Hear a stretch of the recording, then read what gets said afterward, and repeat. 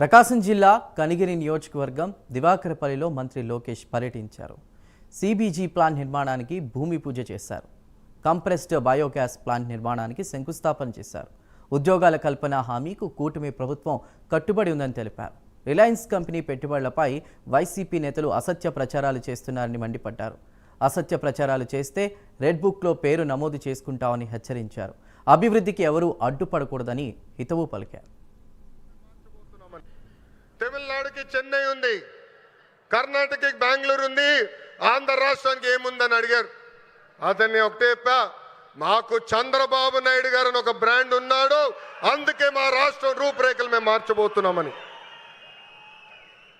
2024 ఎన్నికల్లో psycho పాలకుకు bye bye చెప్పి cycle, glass, కమలం పాలన మనందరం కలిసికట్టుగా తీసుకొచ్చాం.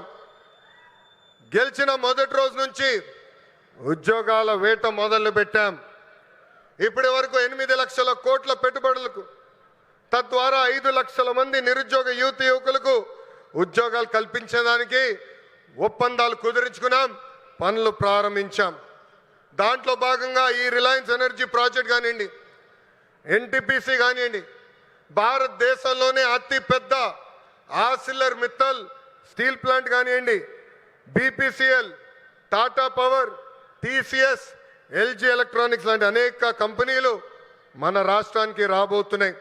వైకాపా పరిస్థితి చూస్తుంటే జాలేస్తుంది. వాళ్ళు పని చేయరు, పని చేయాలనుకున్న వాళ్ళ చేత పని చేయనీరు.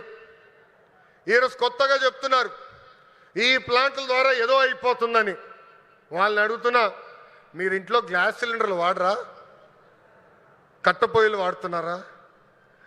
ఆ గ్యాస్ తయారు చేసే ప్లాంట్ ఇది. ఎందుకు మీరు అపోహలు కల్పిస్తారు?